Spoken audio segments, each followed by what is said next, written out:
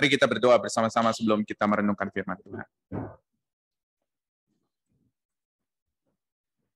Terima kasih Bapa di surga, kami bersyukur sekali lagi buat waktu yang Tuhan berikan buat kami untuk melihat kebenaran firman Tuhan. Terima kasih juga ya Tuhan, karena Engkau adalah Allah yang terus memelihara hidup kami, dan Engkau terus tidak pernah meninggalkan kami, dan Engkau terus berbicara kepada kami. Terima kasih ya Bapa buat firman-Mu pada sore hari ini yang baru kami baca, biar kiranya Tuhan sendiri yang boleh berbicara kepada kami pada saat ini. Terpujilah Tuhan nama-Mu, kami bersyukur dan berdoa di dalam nama Yesus. Amin.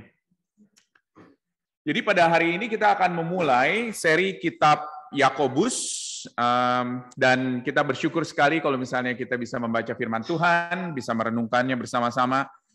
Dan ini adalah bukan kebetulan ketika kita bisa melihat kitab Yakobus pada sore hari ini. Karena seringkali di dalam kesulitan yang ada di dalam kehidupan kita pada saat ini, di tengah-tengah begitu banyak masalah yang ada di dalam kehidupan kita, kita sering bertanya, boleh dikatakan, bagaimana iman dengan perbuatan itu bisa berjalan bersama-sama. Bagaimana iman dan perbuatan bisa berjalan bersama-sama. Dan ini saya yakin bukan sesuatu yang baru, ya. Karena seringkali kita dengar bagaimana orang Kristen dengan perbuatannya seringkali tidak match, begitu. Seringkali tidak sama, tidak sinkron.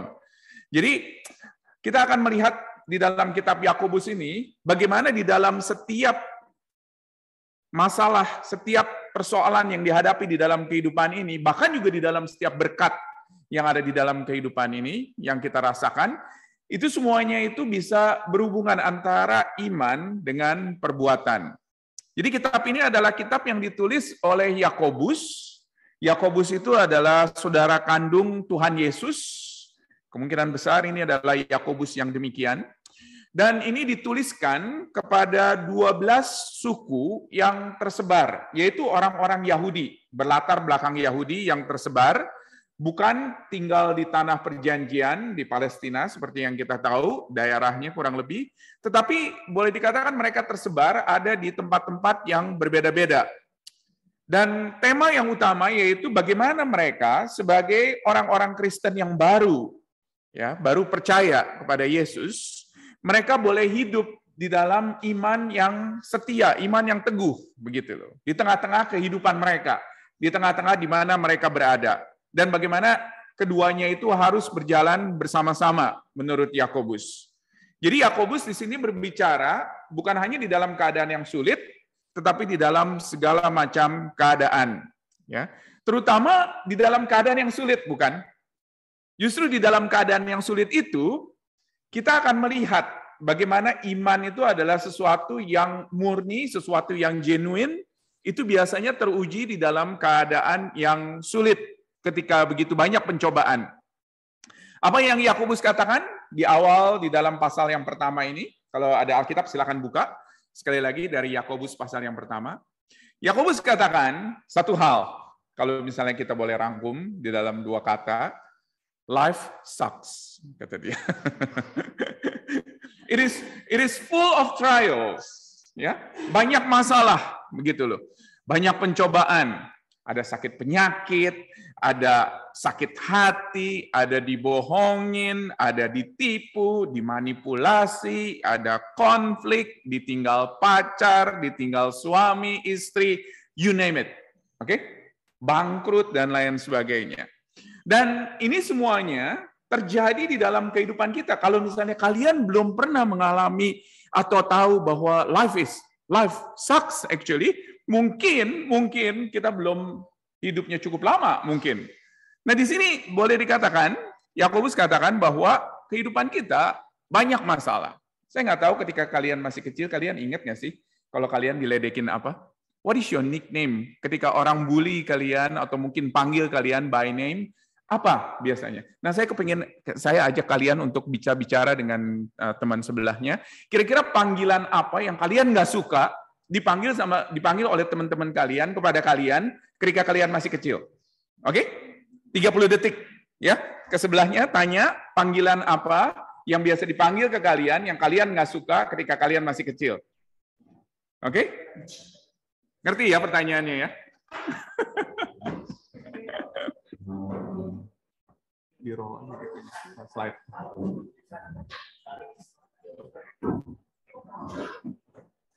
Yep. That's fine.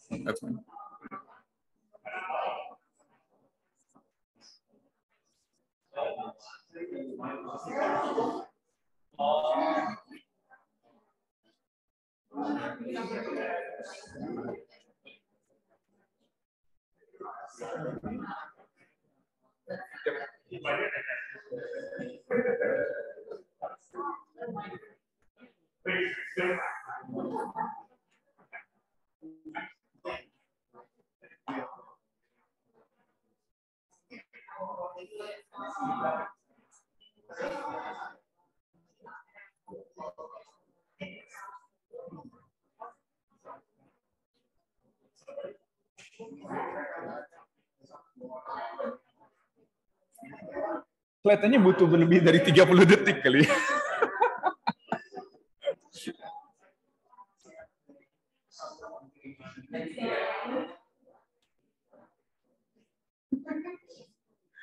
Oke, kelihatannya perlu lebih dari 30 detik kali ya.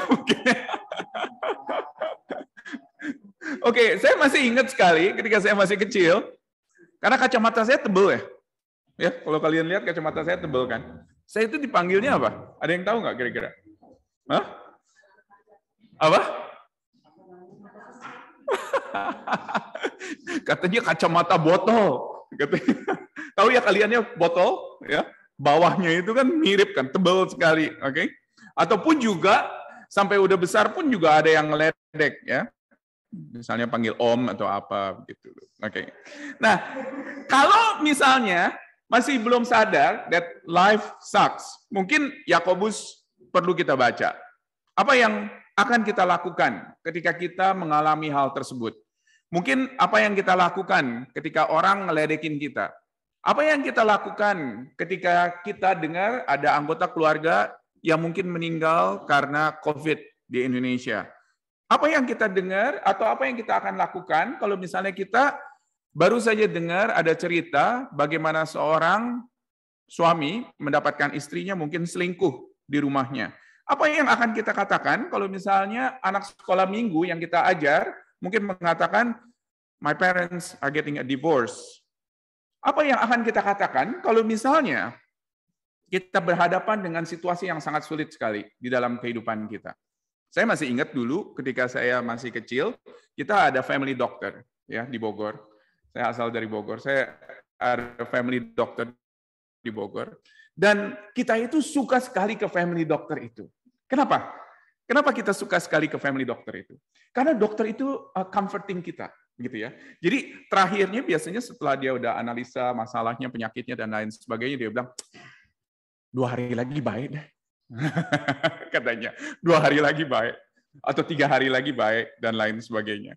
Oke. Dan seringkali kita kayak this is too good to be true gitu ya.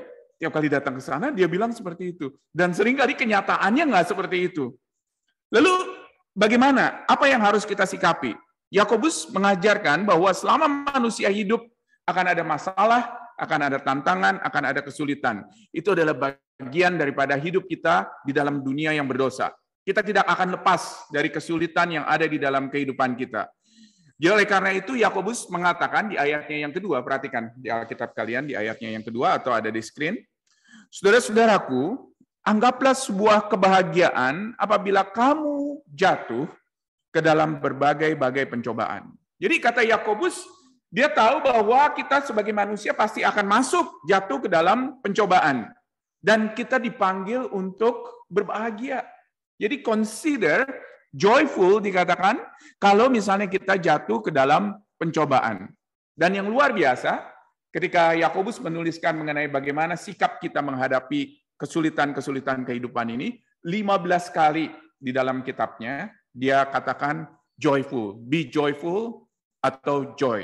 Oke, bagaimana kita merasa bahagia di tengah-tengah kesulitan, di tengah-tengah tantangan yang ada di dalam kehidupan ini. Nah, Yakobus sekarang di pasal yang pertama, dia mengajarkan mengenai pencobaan. Bagaimana kita berhadapan dengan pencobaan. Kita akan belajar 3 hal pada hari ini. Yang pertama, kita akan belajar mengenai natur daripada pencobaan. Apa yang dimaksud oleh Yakobus dengan pencobaan ini?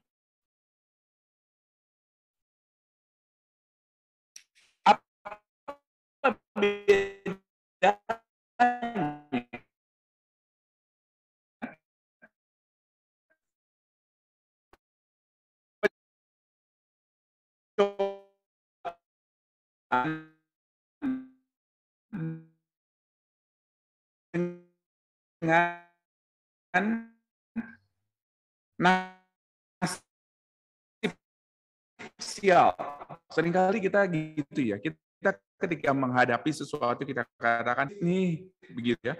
Hanya cobaan kata ini dah sebab apa nih kalau minta pencobaan pertama jangan katakan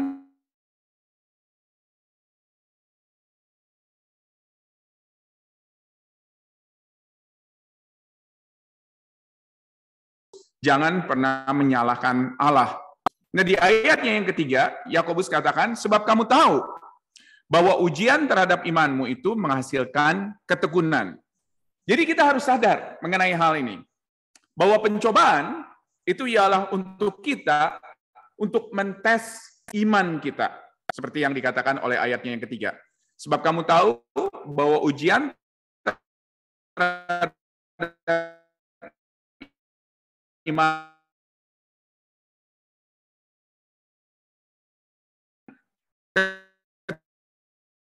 ketekunan. Lalu apa seringkali kita jatuh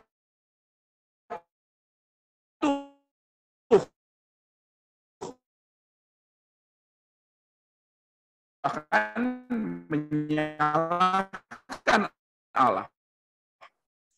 Karena kita hidup di dalam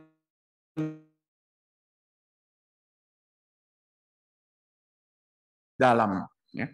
Jadi Yakobus katakan pencobaan itu bisa datang dari luar, bisa juga datang dari dalam. Dan ketika kita mengalami pencobaan itu ada kemungkinan nggak untuk kita berdosa? Ya, sangat besar. Oke. Dan yang luar biasa, Yakobus bukan katakan hanya di dalam keadaan yang sulit aja. Tetapi di dalam keadaan apapun, kita sebetulnya bisa dicoba. Perhatikan di ayat 9 dan 10, dia katakan dia pakai contoh yang sangat populer yang ada di dalam gerejanya pada waktu itu. Di ayat 9 dan 10 dikatakan, baiklah saudara yang berada dalam keadaan yang rendah, bermegah karena kedudukannya yang tinggi. Dan orang kaya karena kedudukannya yang rendah, sebab ia akan lenyap seperti bunga rumput. Jadi, mau kamu orang kaya, ataupun kamu orang miskin, keduanya harus hati-hati, kata Yakobus. Perhatikan di ayat 9 dan 10. Di dalam setiap keadaan, hati-hati. Ada kemungkinan untuk kita berdosa di dalam tes yang datang itu di dalam kehidupan kita. Coba bayangkan, ketika kita berhasil, ketika kita sukses, ketika kita dapat kerjaan, lulus dari uni, dan lain sebagainya, tendensinya apa? Kemungkinannya itu ialah untuk kita memegahkan diri. Betul nggak? It's all about me. Nggak ada, sorry Tuhan. Tuhan sih cuman ya bantu-bantu aja lah gitu ya. Tetapi ini adalah kemampuan saya. Ini adalah kemampuan dan ini keberhasilan saya. Tetapi ketika kita gagal pun, kita mungkin nggak mempersalahkan Tuhan. Sangat mungkin. Karena apa? Karena kita bisa katakan Tuhan lihat kan? Lu yang kasih ini semuanya kepada gua. Gitu loh. Di dalam kesulitan, di dalam kegagalan. Dan yang luar biasa ini terjadi kepada semua orang. Semua kita ada kemungkinan untuk kita menyalahkan Tuhan di dalam segala apapun. Dengan mengatakan bahwa apakah kita berhasil, itu semuanya adalah kemampuan saya, atau bahkan juga menyalahkan Tuhan. Oleh karena itu, kata Yakobus, di dalam segala keadaan apapun,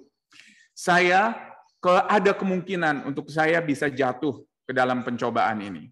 Tetapi solusinya itu adalah dengan kerendah hatian. Di ayat 10 dan 11, kata Yakobus apa? Orang kaya, ingat, ya, dalam keadaannya yang kaya, dia itu seperti rumput yang akan kering sebentar lagi. Semaraknya akan hilang. Jadi orang kaya harus merendahkan diri. Tahu siapa dirinya di hadapan Tuhan. Orang miskin atau orang yang sedang kesulitan, tentunya dia harus tahu juga kalau misalnya dirinya itu sebetulnya nggak ada apa-apanya. Jadi itulah dia natur daripada pencobaan yang dijelaskan. Yang kedua, kita akan melihat dari segi akhirnya. Jadi Yakobus juga mengatakan atau mengajarkan kepada kita mengenai akhir daripada pencobaan.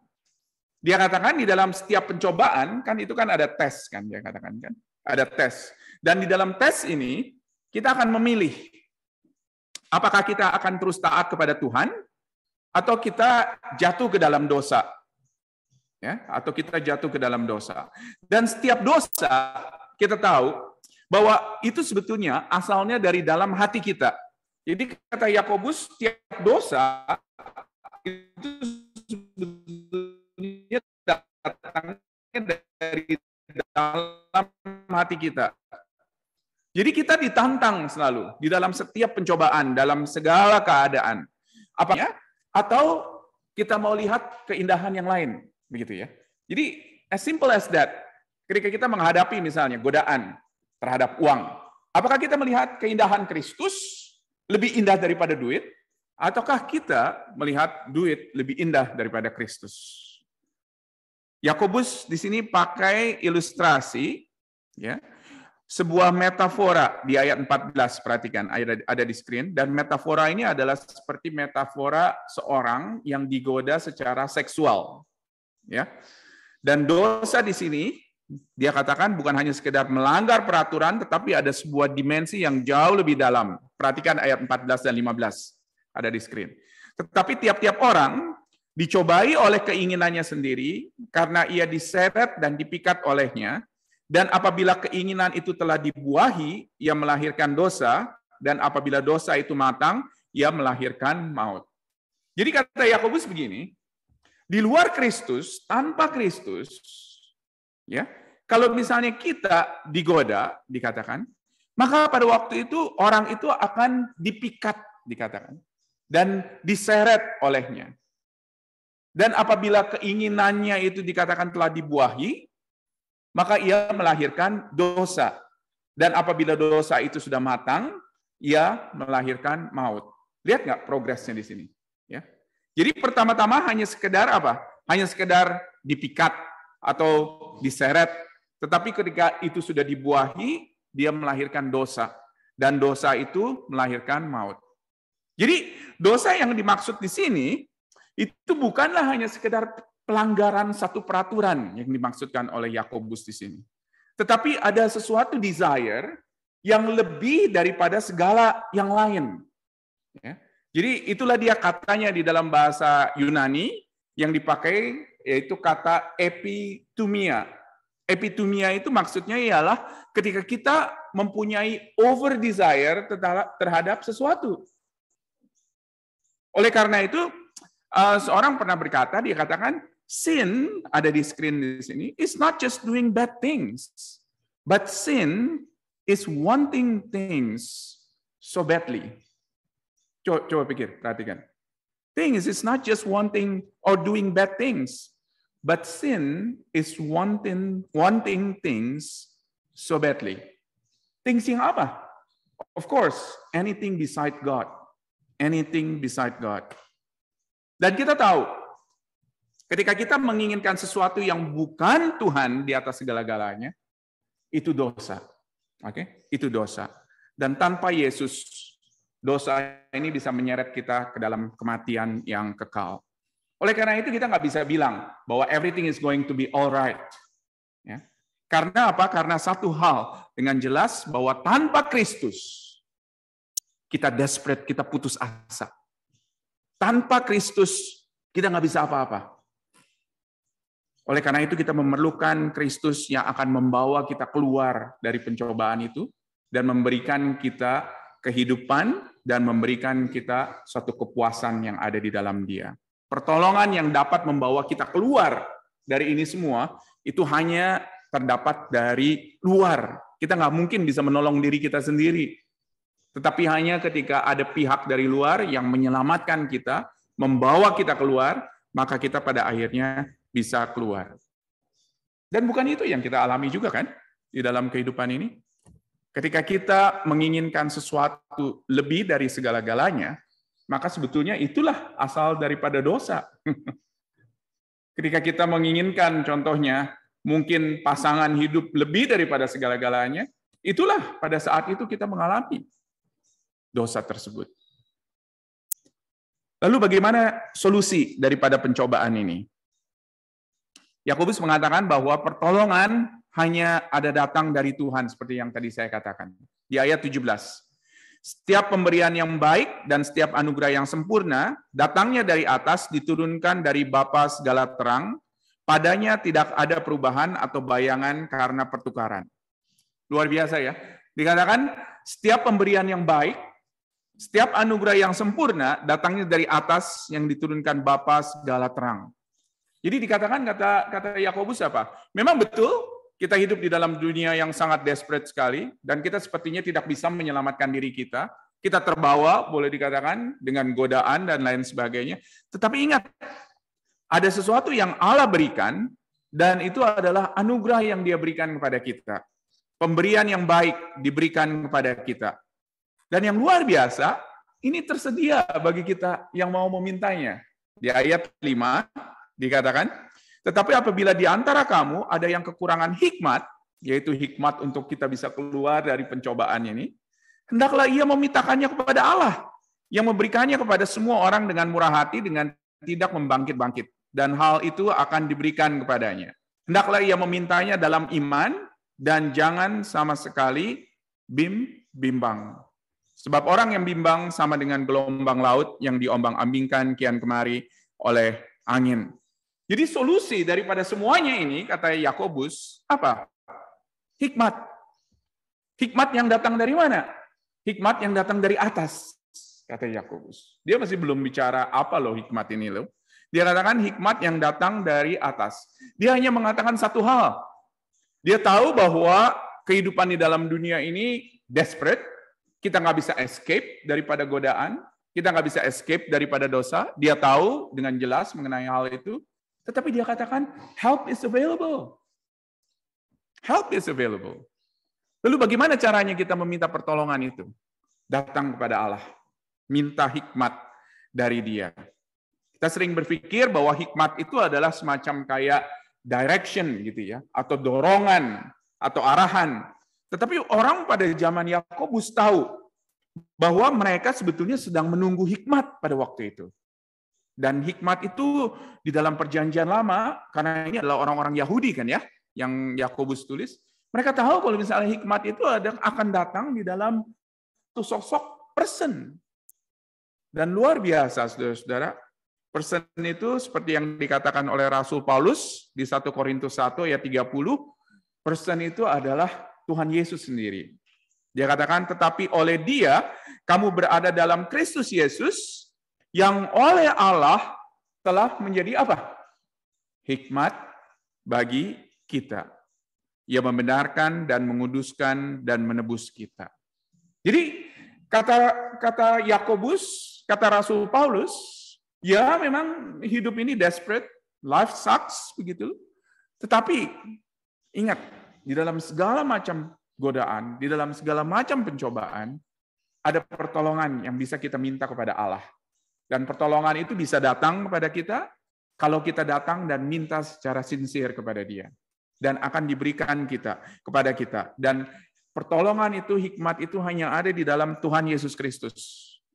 Jadi sebetulnya kalau misalnya kita coba perhatikan dan kita coba refleksikan mengenai kehidupan kita, kehidupan itu bukan hanya sekedar luck, bukan hanya sekedar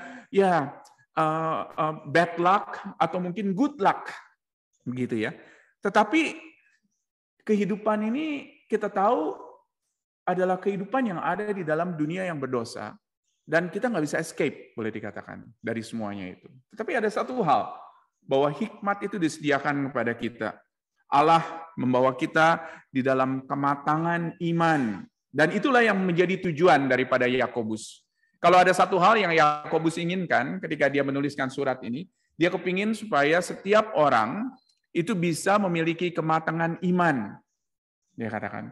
Jadi bukan hanya sekedar katakan bahwa iya saya pengikut Kristus, tetapi saya memang mau sungguh-sungguh ini menjadi seorang pengikut Kristus, di mana iman dan apa yang saya lakukan itu match. Yesus Kristus memberikan kepada kita hikmat, atau hikmat ada di dalam Yesus Kristus. Dan yang luar biasa ialah bahwa di dalam hikmat itulah kita memperoleh kehidupan. Tanpa hikmat, kita akan mati. Dan kita nggak bisa, boleh dikatakan escape daripada dunia ini. Daripada dunia yang berdosa ini. Tetapi di dalam hikmat, di dalam Yesus Kristus, kita bisa memperoleh kehidupan. Luar biasa ya. Kita akan merenungkan apa yang kita dengar, dan kemudian nanti setelah itu kita akan ada sesi Q&A. Mari kita berdoa. Terima kasih Bapa di surga buat firman Tuhan yang Tuhan berikan buat kami. Terima kasih sekali lagi bahwa Engkau menyadarkan kami di dalam dunia yang berdosa ini Tuhan, kami tidak bisa escape dari hal-hal yang membawa kami ke dalam pencobaan atau bahkan yang menyeret kami, membuat kami ada di dalam kematian yang tidak bisa kami juga hindari. Tuhan, tetapi kami bersyukur ya Bapa, kalau misalnya ada Yesus Kristus yang memberikan kepada kami kemungkinan untuk kami boleh dapat datang kepada Dia dan memperoleh kehidupan. Terima kasih ya Bapa. Tuhan, kami bersyukur ya Tuhan, kalau misalnya di dalam Yesus Kristus ada kepastian, di dalam Yesus Kristus ada kehidupan, dan kami bersyukur ya Bapa kalau Dia sudah datang sebagai hikmat yang membebaskan kami, membawa kami ke dalam kehidupan. Terpujilah Tuhan nama-Mu, kami bersyukur sekali lagi ya Bapa buat kebenaran firman Tuhan, biar kiranya Tuhan yang boleh terus berbicara kepada kami. Di dalam nama Yesus kami berdoa. Amin.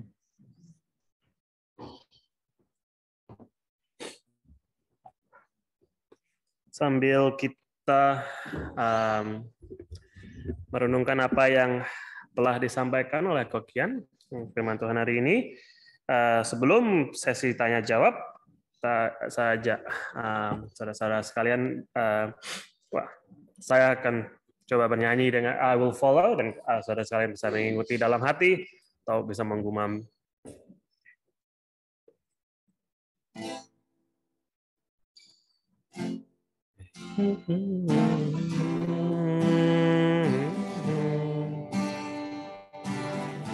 Where you go, I'll go. Where you stay, I'll stay. When you move, I'll move. I will follow.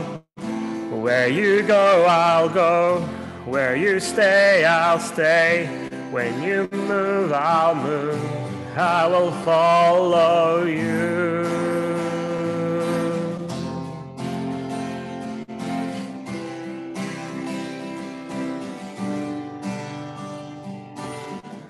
All your ways are good, all your ways are sure. I will trust in you alone, higher than my side, high above my life. I will trust in you alone, in you alone. I'll go. Where you stay, I'll stay. When you move, I'll move. I will follow. Who you love, I'll love. How you serve, I'll serve. In this life I lose, I will follow you. I will follow you. Light unto the world, light unto my life. I will live for you alone. You're the one I seek, knowing I will find all I need in you alone. In you alone.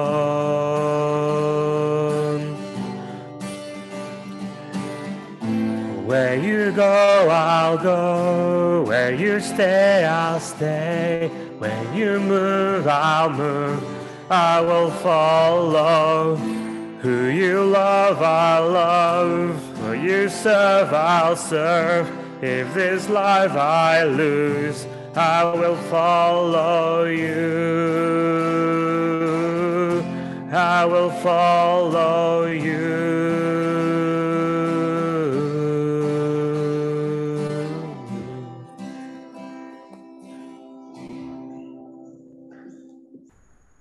Oke, biasanya kita ada kesempatan untuk kalian bisa memberikan respon, apakah itu dalam bentuk pertanyaan atau komentar.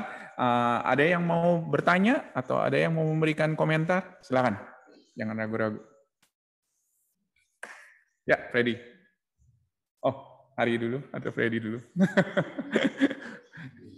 Ya, Freddy dulu, silakan.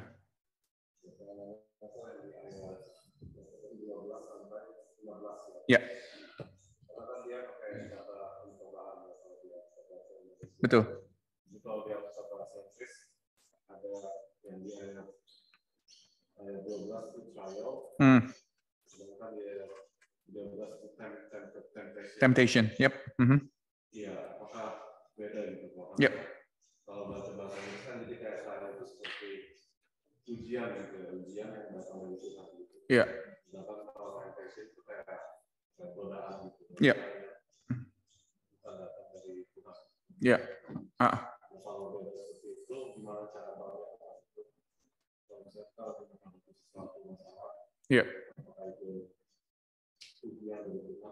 ya,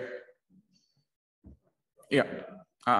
Thank you. Mungkin saya perlu clarify lagi, seperti yang tadi saya udah katakan, bahwa sebetulnya katanya di dalam bahasa Yunani itu sebetulnya satu kata, nggak berbeda. Di dalam bahasa Inggris diterjemahkan, bahasa Indonesia diterjemahkan sebagai pencobaan, jadi satu kata juga, gitu ya. Di bahasa Inggris diterjemahkan sebagai trials dan temptation. Oke. Tetapi kalau kita lihat dari konteksnya, gitu, kita melihat bahwa di ayat 2 sampai ayatnya yang ke-3 itu sebetulnya adalah sesuatu yang berasal dari luar, ya. Jadi dari luar. Sedangkan di ayat 13 sampai 15 itu berasal dari dalam. Oke, jadi begini maksudnya Yakobus. Mau dari luar kek, mau dari dalam, itu nggak jadi masalah. Itu cuma beda nuansnya doang. Kalau misalnya ini satu dari luar, satu dari dalam, begitu loh. Tetapi satu hal bahwa di dalam segala keadaan, you have to choose. Siapa yang kamu mau percaya? Siapa yang lebih indah di dalam hidupmu? Kristus atau yang lain? Atau dirimu? Atau uang? Atau seks, atau apapun, begitu. Ngerti ya maksudnya ya?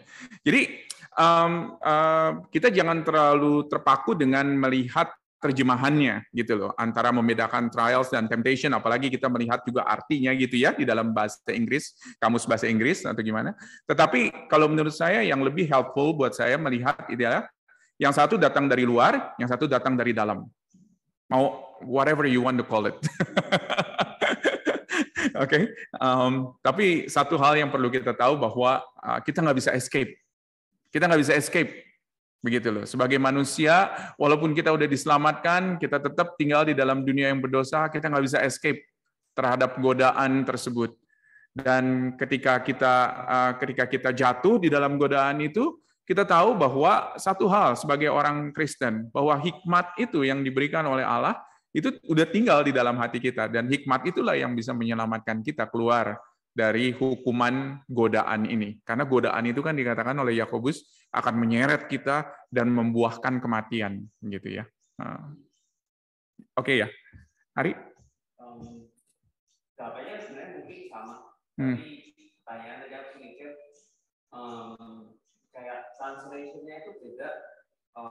Contohnya kayak di Raja-Raja ketika Tuhan kasih jadi pas itu kan Daud kayak kasih buat berapa banyak penduduk yang ada di sensus. Ya, itu kan kalau di Raja-Raja katanya Tuhan yang kasih kayak kind of thoughts dari Daud. Tapi yang ditawarin hanya Satan. Yep. Jadi at the end in our life sekarang kan kita nggak bisa baca kitab-kitab. Jadi kan kita nggak tahu ketika kita do something that will lead to temptation atau lead to trials yang tadi dari pertanyaan konkret itu. Kayak is the devil is there atau apa gitu. Soalnya kadang-kadang kalau in Kristen sekarang itu kan kita dengan sandanya ngomong atau dengan gue lagi digoda setan. But is that how to what extent that is true? Yep. Satu yang pasti bukan dari Allah. Oke. Tetapi maksudnya begini, bahwa di dalam kehidupan kita harus menghadapi itu. Apakah itu keinginan diri kita sendiri yang udah dipengaruhi jelas oleh setan, begitu? Karena kita tahu di dalam kehidupan kita, kalau kita nggak menginginkan sesuatu yang bukan Kristus, itu sebetulnya kita udah berdosa seperti yang tadi saya katakan kan. Ya. Dan itu jelas gitu loh maksudnya. Jadi pencobaan itu akan datang, whatever the case, from siapapun itu. Tetapi yang terpenting ialah bagaimana kita meresponinya, gitu maksudnya. Ya, kurang lebih begitu kali secara singkat.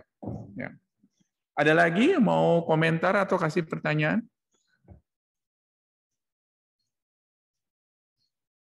Oke, kalau nggak ada, silakan. Yep.